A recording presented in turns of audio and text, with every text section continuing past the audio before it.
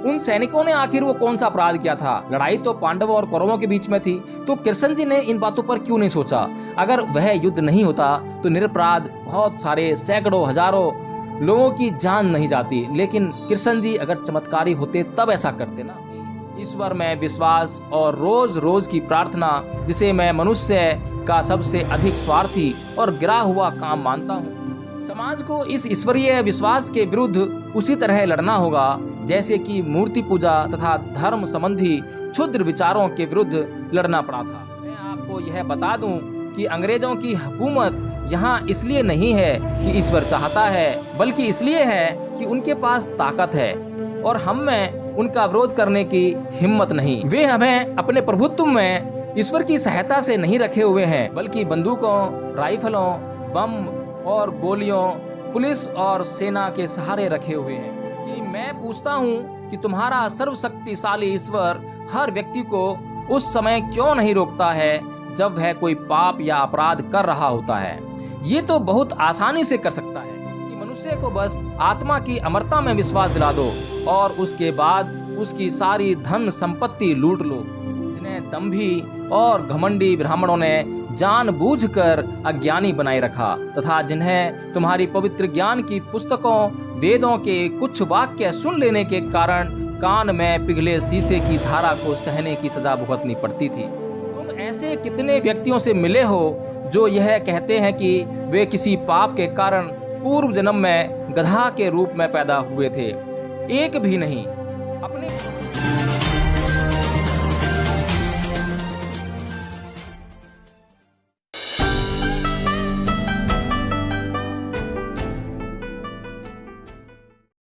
जय भीम, नमो बुद्धाय। साथियों, सबसे पहले तो आज भगत सिंह के जन्मदिन की समस्त देशवासियों को बहुत बहुत हार्दिक मंगल कामनाएं। साथियों, जैसा कि हम सभी लोग जानते हैं कि भगत सिंह जी का जन्म 28 सितंबर 1907 को लियालपुर, वेस्टर्न पंजाब, जो कि आज पाकिस्तान का एक हिस्सा है, वहाँ पर हुआ था। साथियों, भगत सिंह जिन्हें आज हम जानते हैं, जब वे पैदा हुए थे, जब वे भगत सिंह नहीं थे। वे भगत सिंह नहीं थे जिन्हें आज हम जानते हैं। और साथियों, जितना हम जानते हैं वह बहुत कम जानते हैं, क्योंकि भगत सिंह जब पैदा हुए तब उनके विचार उनके साथ नहीं थे, लेकिन वे विचारों के साथ शहीद हुए। साथियों, क्या थे वे विचार? कितने महत्वपूर्ण थे विचार? क्या आज वे विचार भारत के लोगों का किसी भी दिशा में मार्गदर्शन कर सकते हैं? आज हम देखते हैं कि भगत सिंह को लेकर भारतीय समाज में एक बहुत बड़ी चेतना सी जागृत होती प्रतीत होती है। ये चेतना कैसी है? क्या वास्तविक चेतना है? क्या यह चेतना वास्तव में भगत सिंह के प्रति समर्पित है? क्या यह चेतना वास्तव में भगत सिंह के आदर्शों पर आधारित चेतना है, या कुछ और है, या ये छलावा है, दिखावा है? साथियों, अगर आज हम बात करें तो आरएसएस, बीजेपी, केजरीवाल, ये सभी लोग जो हैं आज भगत सिंह को एक आइकॉन बनाकर लोगों के सामने पेश करते हैं। और सबसे बड़ी बात तो यह है साथियों कि इस देश का युवा आज भगत सिंह के लिए पागल है, भगत सिंह के क्रांतिकारी विचारों के लिए पागल है। लेकिन मुझे लगता है कि शायद उस युवा को उसके क्रांतिकारी विचारों का बिल्कुल भी पता नहीं है। और जिस संदर्भ में आरएसएस, बीजेपी और केजरीवाल जी भगत सिंह को प्रयोग करने का प्रयास कर रहे हैं, आंदोलित होती है और उनके विचारों को सुनकर बहुत कुछ सोचने समझने पर मजबूर हो जाती है। उसका उद्देश्य वह बिल्कुल भी नहीं है जो कि भगत सिंह का उद्देश्य था, जिसके लिए भगत सिंह का जीवन समर्पित। साथियों, पिछले कुछ दिनों से यादव समाज से काफ़ी संपर्क स्थापित हो रहा है और यादव समाज इस बात को लेकर काफ़ी क्रोधित है, क्योंकि वह ये चाहता है कि उसको यह घोषित कर दिया जाए कि वह क्षत्रिय है, यदुवंशी है। और बार बार समझाने के बाद भी पिछले कुछ दिनों से बहुत फ़ोन कॉल्स आ रही हैं मेरे पास, और मैं उनको एक ही बात बोलता हूं कि भाई, तुम पहले मानव हो या यादव हो या क्षत्रिय हो? तो वे बड़े ही, क्या कहूं, कि मूर्खतापूर्ण ढंग से, वे बड़ी बेशर्मी से यह जवाब देते हैं कि वह पहले यादव हैं, यदुवंशी हैं, क्षत्रिय हैं, मनुष्यवाद में हैं। ये किसी मनुष्य की मूर्खता की पराकाष्ठा है। लेकिन चलिए, खैर, आज हमारा वह विषय नहीं है कि यादव जाति क्षत्रिय है या नहीं है, यदुवंशी है या नहीं है, कृष्ण जी के वंशज हैं या नहीं है। लेकिन यहाँ पर मैं आज बात कर रहा हूँ उस महान आदर्श की, जिसकी वास्तव में आज भारत के लोगों को बहुत ज़रूरत है। आम आदमी पार्टी के संयोजक केजरीवाल जी ने अपने दिल्ली के और पंजाब के सभी कार्यालयों में परम पूज्य बाबा साहब डॉक्टर भीमराव अंबेडकर और भगत सिंह की तस्वीरें लगाने का आदेश दिया है और निसंदेह उन्होंने लगाई भी हैं। लेकिन ये एक संयोग ही है कि दोनों आदर्श भारत के लिए वास्तव में एक मील का पत्थर साबित होंगे और वास्तव में दोनों की जो धारा है एक ही तरह बोलने वाली है, एक ही तरफ चलने वाली है। हाँ, भगत सिंह को कुछ समय कम मिला, लेकिन उतने कम समय में भी वह बाबा साहेब के विचारों का जो संक्षिप्तीकरण है, जो जिस्ट है, उसको वे छू गए। और निसंदेह अगर भगत सिंह और जीवित रहते तो शायद बाबा साहेब के साथ कंधे से कंधा मिलाकर इस देश के लोगों को एक सच्चा मार्गदर्शन प्रस्तुत करते। तो साथियों, महान शहीद भगत सिंह ने एक किताब लिखी जिसका नाम है कि मैं नास्तिक क्यों हूँ, और यह किताब इस देश के लोगों की, इस देश के अधिकतम लोगों के जो विचार हैं, जो आस्था है, विश्वास है ईश्वर के प्रति, उसको बिल्कुल तोड़ देता है, धराशाही कर देता है। तो साथियों, यह विचार पढ़ना बहुत ज़रूरी है। इसीलिए मैं आपके सामने कुछ अंश पढ़कर उस पर विचार विमर्श करने का प्रयास करूँगा।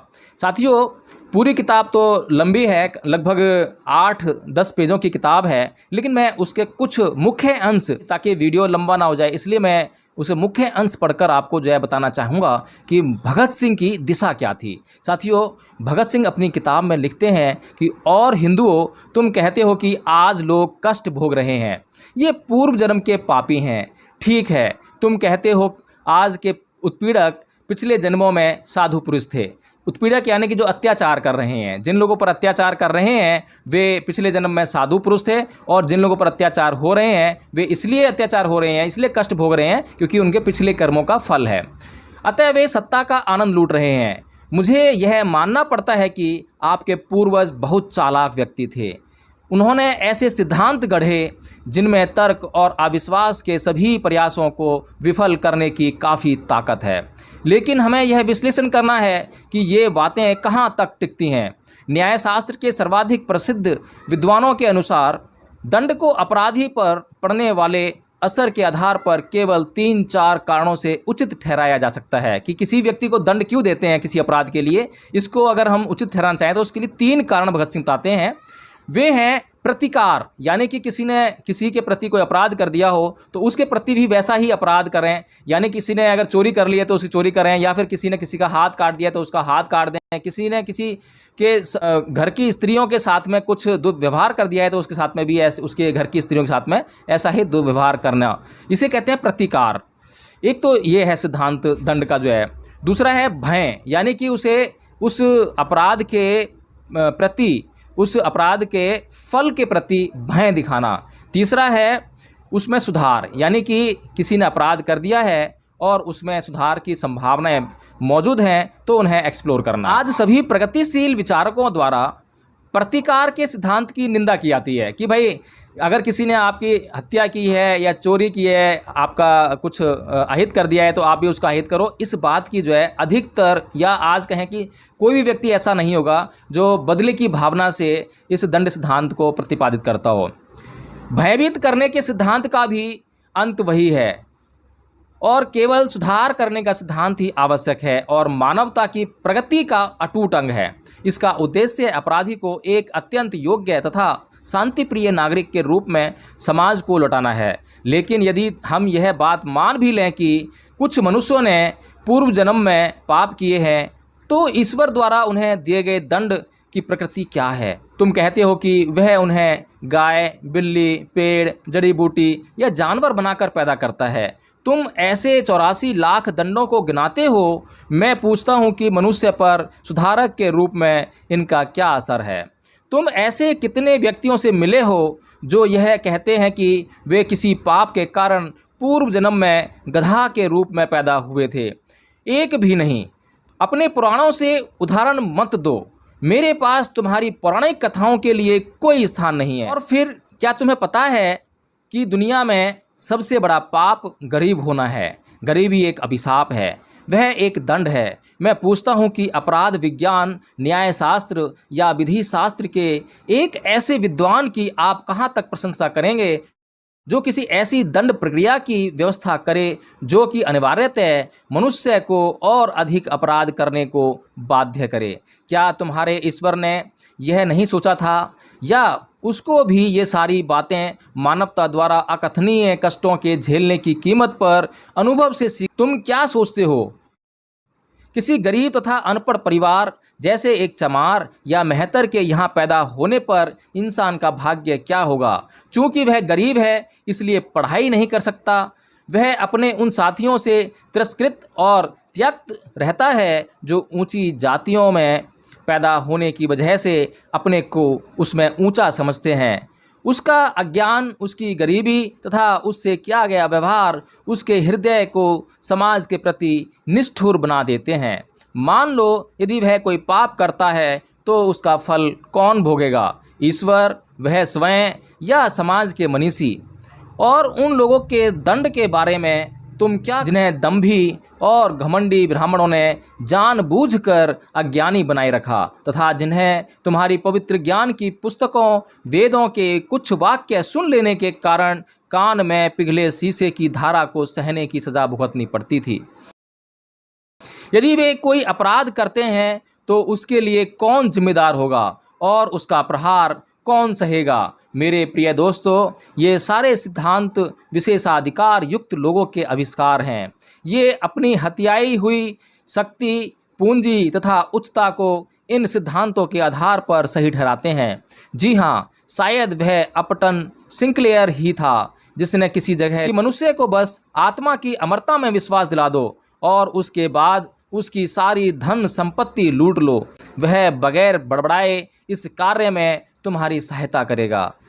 धर्म के उपदेशकों तथा सत्ता के स्वामियों के गठबंधन से ही जेल, फांसी घर, कोड़े और ये सिद्धांत उपजते हैं। साथियों, जैसा कि हम लोग बार बार अपने वीडियोज़ के माध्यम से आपको बताने का प्रयास करते हैं, और आजकल जो बाबा आपको दिखाई देते हैं, ढोंगी बाबा, जिनके अंदर आचरण नाम की चीज़ नहीं है और जिनकी मानसिकता में व्यभिचार जैसे गुण समाये हुए हैं, और उनके इतना दुराचार करने के बाद भी इस देश के लोग बाबाओं में अभी भी आस्था, विश्वास, श्रद्धा रखते हैं। तो साथियों, ये सब जो है आत्मा में विश्वास के कारण है। इसी बात को भगत सिंह कहते हैं। तो उसके बाद कहते हैं भगत सिंह जी कि मैं पूछता हूँ कि तुम्हारा सर्वशक्तिशाली ईश्वर हर व्यक्ति को उस समय क्यों नहीं रोकता है जब वह कोई पाप या अपराध कर रहा होता है? ये तो वह बहुत आसानी से उसने क्यों नहीं लड़ाकू राजाओं को या उनके अंदर लड़ने के उन्माद को समाप्त किया, और इस प्रकार विश्व युद्ध द्वारा मानवता पर पड़ने वाली विपत्तियों से उसे क्यों नहीं बचाया? उसने अंग्रेजों के मस्तिष्क में भारत को मुक्त कर देने हेतु भावना क्यों नहीं पैदा की? वह क्यों नहीं पूंजीपतियों के हृदय में यह परोपकारी उत्साह भर देता कि वे उत्पादन के साधनों पर व्यक्तिगत संपत्ति का अपना अधिकार त्याग दें और इस प्रकार न केवल संपूर्ण श्रमिक समुदाय वरन समस्त मानव समाज को पूंजीवाद की बेड़ियों से मुक्त करें? आप समाजवाद की व्यवहारिकता पर तर्क देना चाहते हैं। मैं इसे आपके सर्वशक्तिमान पर छोड़ देता हूं कि वह इसे लागू करे। जहां तक जन सामान्य की भलाई की बात है, लोग समाजवाद के गुणों को मानते हैं, पर वह इसके व्यवहारिक न होने का बहाना लेकर इसका विरोध करते हैं। चलो, आपका परमात्मा आए और वह हर चीज़ अब घुमा फिरा कर तर्क करने का प्रयास ना करें। वह बेकार की बातें हैं। मैं आपको यह बता दूं कि अंग्रेज़ों की हुकूमत यहाँ इसलिए नहीं है कि ईश्वर चाहता है, बल्कि इसलिए है कि उनके पास और हम में उनका विरोध करने की हिम्मत नहीं। वे हमें अपने प्रभुत्व में ईश्वर की सहायता से नहीं रखे हुए हैं, बल्कि बंदूकों, राइफलों, बम और गोलियों, पुलिस और सेना के सहारे रखे हुए हैं। यह हमारी ही उदासीनता है कि वे समाज के विरुद्ध सबसे निंदनीय अपराध, एक राष्ट्र का दूसरे राष्ट्र द्वारा अत्याचारपूर्ण शोषण सफलतापूर्वक कर रहे हैं। कहाँ है ईश्वर? वह क्या कर रहा है? क्या वह मनुष्य जाति के इन कष्टों का मजा ले रहा है? वह नीरो है, चंगेज है, तो उसका नाश हो। क्या तुम मुझसे पूछते हो कि मैं इस विश्व की उत्पत्ति और मानव की उत्पत्ति की व्याख्या कैसे करता हूँ? ठीक है, मैं तुम्हें बतलाता हूँ। चार्ल्स डार्विन ने इस विषय पर कुछ प्रकाश डालने की कोशिश की है, उसको पढ़ो। सोहन स्वामी की सहज ज्ञान पढ़ो। तुम्हें इस सवाल का कुछ सीमा तक उत्तर मिल जाएगा। यह विश्व सृष्टि एक प्राकृतिक घटना है। विभिन्न पदार्थों के निहारिका के आकार में आकस्मिक मिश्रण से पृथ्वी बनी। कब? इतिहास देखो। इसी प्रकार की घटना से जंतु पैदा हुए और एक लंबे दौर के बाद मानव। डार्विन की जीव उत्पत्ति पढ़ो और तदुपरांत सारा विकास मनुष्य द्वारा प्रकृति से लगातार संघर्ष और उस पर विजय पाने की चेष्टा से हुआ। यह इस घटना की संभवतः सबसे संक्षिप्त व्याख्या है। तुम्हारा दूसरा तर्क यह हो सकता है कि क्यों एक बच्चा अंधा या लंगड़ा पैदा होता है, यदि यह उसके पूर्व जन्म में किए उसके कार्यों का फल नहीं है तो। जीव विज्ञान वेताओं ने इस समस्या का वैज्ञानिक समाधान निकाला है। उनके अनुसार इसका सारा दायित्व माता पिता के कंधों पर है, जो अपने कार्यों के प्रति लापरवाह अथवा अनभिज्ञ रहते हैं, जो बच्चे के जन्म से पूर्व ही उसे विकलांग बना दे। ईश्वर की उत्पत्ति के बारे में मेरा अपना विचार यह है कि मनुष्य ने अपनी सीमाओं, दुर्बलताओं व कमियों को समझने के बाद परीक्षा की घड़ियों का बहादुरी से सामना करने, स्वयं को उत्साहित करने, सभी खतरों को मर्दानगी के साथ झेलने तथा संपन्नता एवं ऐश्वर्य में उसके विस्फोट को बांधने के लिए ईश्वर के काल्पनिक अस्तित्व की रचना की। अपने व्यक्तिगत नियमों और अभिभावकीय उदारता से पूर्ण ईश्वर की बढ़ा चढ़ाकर कल्पना एवं चित्रण किया गया है। अपने व्यक्तिगत नियमों और अभिभावकीय उदारता से पूर्ण ईश्वर का बढ़ा चढ़ाकर कल्पना एवं चित्रण किया गया। जब उसकी उग्रता तथा व्यक्तिगत नियमों की चर्चा होती है तो उसका उपयोग एक डराने वाले के रूप में किया जाता है, ताकि मनुष्य समाज के लिए एक खतरा न बन जाए। जब उसके अभिभावकीय गुणों की व्याख्या होती है तो उसका उपयोग एक पिता, माता, भाई, बहन, दोस्त तथा सहायक की तरह किया जाता है। इस प्रकार जब मनुष्य अपने सभी दोस्तों के विश्वासघात और उनके द्वारा त्याग देने से अत्यंत दुखी हो तो उसे इस विचार से सांत्वना मिल सकती है कि एक सच्चा दोस्त उसकी सहायता करने को है, उसे सहारा देगा, जो कि सर्वशक्तिमान है और कुछ भी कर सकता है। वास्तव में आदिम काल में यह समाज के लिए उपयोगी था। विपदा में पड़े मनुष्य के लिए ईश्वर की कल्पना सहायक होती है। समाज को इस ईश्वरीय विश्वास के विरुद्ध उसी तरह लड़ना होगा जैसे कि मूर्ति पूजा तथा धर्म संबंधी क्षुद्र विचारों के विरुद्ध लड़ना पड़ा था। इसी प्रकार मनुष्य जब अपने पैरों पर खड़ा होने का प्रयास करने लगे और यथार्थवादी बन जाए तो उसे ईश्वरीय श्रद्धा को एक ओर फेंक देना चाहिए और उन सभी कष्टों, परेशानियों का पौरुष के साथ सामना करना चाहिए जिसमें परिस्थितियां उसे पलट सकती हैं। मेरी स्थिति आज यही है। मेरा यह अहंकार नहीं है मेरे दोस्तों, यह मेरे सोचने का ही तरीका है जिसने मुझे नास्तिक बनाया है। मैं नहीं जानता कि ईश्वर में विश्वास और रोज़ रोज़ की प्रार्थना, जिसे मैं मनुष्य का सबसे अधिक स्वार्थी और गिरा हुआ काम मानता हूँ, मेरे लिए सहायक सिद्ध होगी या मेरी स्थिति को और चौपट कर देगी। मैंने उन नास्तिकों के बारे में पढ़ा है जिन्होंने सभी विपदाओं का बहादुरी से सामना किया। अतः मैं भी एक मर्द की तरह फांसी के फंदे की अंतिम घड़ी तक सिर ऊंचा किए खड़ा रहना चाहता हूँ। देखना है कि मैं इस पर कितना खरा उतर पाता हूँ। मेरे एक दोस्त ने मुझे प्रार्थना करने को कहा। जब मैंने उसे अपने नास्तिक होने की बात बतलाई तो उसने कहा, देख लेना अपने अंतिम दिनों में तुम ईश्वर को मानने लगोगे। मैंने कहा, नहीं प्रिय महोदय, ऐसा नहीं होगा। ऐसा करना मेरे लिए अपमानजनक तथा पराजय की बात होगी। स्वार्थ के लिए मैं प्रार्थना नहीं करूँगा। पाठकों और दोस्तों, क्या यह अहंकार है? अगर है तो मैं इसे स्वीकार करता हूँ। तो साथियों, इस प्रकार भगत सिंह जी ने अपने विचारों को इस किताब के माध्यम से आप लोग पढ़ें इसलिए प्रस्तुत किया। लेकिन क्या वास्तव में आरएसएस, बीजेपी और अरविंद केजरीवाल जी, जो कि भगत सिंह का इतना गुणगान करते हैं, देशभक्ति का हवाला देते हैं, तिरंगे की बात करते हैं और तिरंगा फहराने वाले को देशभक्त कहते हैं, भगत सिंह को मानने वाला, भगत सिंह के नाम की या भगत सिंह के चित्र की टी शर्ट को पहनने वाले को वे जो है देशभक्त होने का गौरव प्रदान करने का प्रयास करते हैं, क्या उन्होंने कभी इस किताब की चर्चा आपसे की है? बल्कि इसके विपरीत, इसके उलट, ये तीनों संस्थाएं आरएसएस, बीजेपी और केजरीवाल एंड कंपनी, ये तीनों संस्थाएं जो हैं एक ईश्वर की बात करती हैं, ईश्वरी चमत्कारों की बात करती हैं, ईश्वर की आस्था में प्रकट करने वाले सभी तीज त्योहारों को बड़ी तल्लीनता से मनाने का प्रयास करते हैं। और इतना ही नहीं बल्कि इस सब का वह बहुत बड़े स्तर पर प्रचार करते हैं। इसके उलट मैंने अपने एक भाषण में भी कहा था और बार बार मैं ये बात कहता हूँ कि कृष्ण जी वास्तव में चमत्कारिक पुरुष थे, ईश्वर थे, तो उन्होंने क्यों नहीं अपने सामने खड़ी हुई दुश्मन सेना के मस्तिष्कों में परिवर्तन कर दिया, जिससे कि वह युद्ध रुक जाता। इस युद्ध में भाग लेने वाले उन सैनिकों का क्या अपराध था? उन सैनिकों ने आखिर वो कौन सा अपराध किया था? लड़ाई तो पांडवों और कौरवों के बीच में थी, तो कृष्ण जी ने इन बातों पर क्यों नहीं सोचा? अगर वह युद्ध नहीं होता तो निरपराध बहुत सारे सैकड़ों हजारों लोगों की जान नहीं जाती। लेकिन कृष्ण जी अगर चमत्कारी होते तब ऐसा करते ना। और दूसरी तरफ हमारे पास एक ऐसा आदर्श मौजूद है बुद्ध के रूप में, जिसने कि जो अंगुलीमाल है, जो जिसका रोम रोम हिंसा से भरा हुआ है, जो अहिंसा नाम की चीज़ जानता ही नहीं है, कभी उसकी शिक्षा दीक्षा ही नहीं हुई है, उसके पास जब उसको सुधारने के लिए जाते हैं तो निहत्थे आते हैं, बिना किसी हथियार के, बिना कोई सेना, बिना किसी अन्य व्यक्ति को लिए अपने अकेले अकेले जंगल में चले जाते हैं और उस अंगुलीमाल को सुधार कर उसके चित्त में परिवर्तन करके उसे एक ऐसा सामाजिक प्राणी बनाते हैं जो कि महानतम व्यक्तियों की श्रेणी में शामिल होता है, अरहत भिक्खु बनता है। तो साथियों, दोनों में बड़ा फ़र्क है।